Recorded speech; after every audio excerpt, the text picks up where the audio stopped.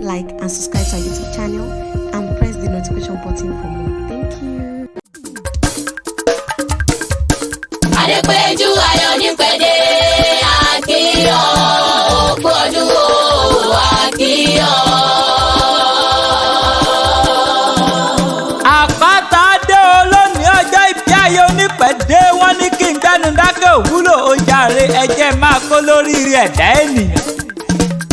Èrò ẹ wá gbọ́ o torí mo fẹ́ wí mo fẹ́ rò mo fẹ́ sọ nípa láyé rẹ̀. Adépéjú Olúwatómisìn lèmi ń kí. Ìyàwó Mr. Túndé Onípẹ̀dé onínúure oníwà ire. Adúmáradá olómi lára ó lẹ́wà níwọ̀n ó dúró re. Ìyá àwọn alálùbáríkà ọmọ ayáre lọ́dẹ̀ Mr. Túndé okú ọdún o. Okú ọdún okú yèdú olówó oríire ọkọ rẹ̀ ló ní kí n máa kíyọ. Ó ní okú oríire ọjọ́ ìbí tòní. Ó ní bó ti sọdún èyí wàá tọ̀pọ̀lọpọ̀ ọdún nínú ayé lágbára lọ́wọ́ Ọlọ́run ọba òní fàìsàn lòdì. Onírìkú ọkọ onírìkú ọmọ onínúure oníwà ire olóríire ẹ̀dá ènìyàn. Ajítọwọ́ àlejò kọnu nìwọ́ jẹ́ kí n bèrè pé bòńtẹ́nìkan ṣe jẹ́ tonílé tàlejò ní kó mọ́ra abẹ́yìn funfun bíi tẹfun abojú yoyoyoyoyoyoyoyo bíi iná alẹ́ onínúure olóríire alálùbáríkà ẹ̀dá ènìyàn.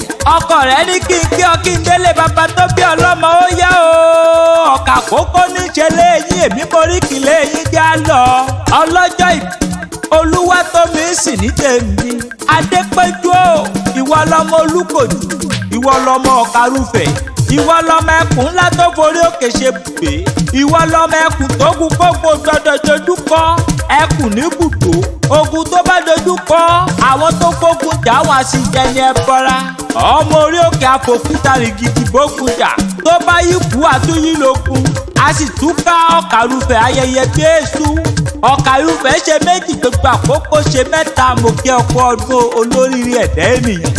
Àríyáyá ní tíyá àríyáyọ̀ ní tíyọ̀ àṣeyí ṣàmọ́dún lágbára lọ́wọ́ Ọlọ́run ọba èèyàn tó bá ní kó o mọ́ ṣàmọ́dún ọrùn á máa wọ̀ wọ́n ní bẹ́ẹ̀ ni tóru sìmẹ́ǹtì mẹ́fà kọ̀ láyé ń bí ẹni tó bá ní kó o mọ́ jẹun ọmọ ẹ̀yà kàlà ni ó mọ̀ sì fún wọn lágbára lọ́wọ́ bàbá òkè. Ìwọ ti sọdún èyí ná Olúwatómisìn Adépéjú ayọ̀ Onípẹ̀dé okú oríire lágbára lọ́wọ́ Ọlọ́run wàá ṣọ̀pọ̀lọpọ̀ ọdún nú ayé òní bá wọn tẹ́jú ilẹ̀ mọ́lẹ̀. Happy birthday to you and we all wish you long life and prosperity.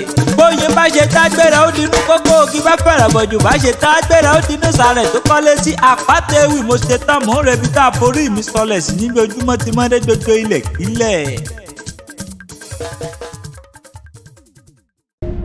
Kindly click like and subscribe to our YouTube channel and press the notification button for more.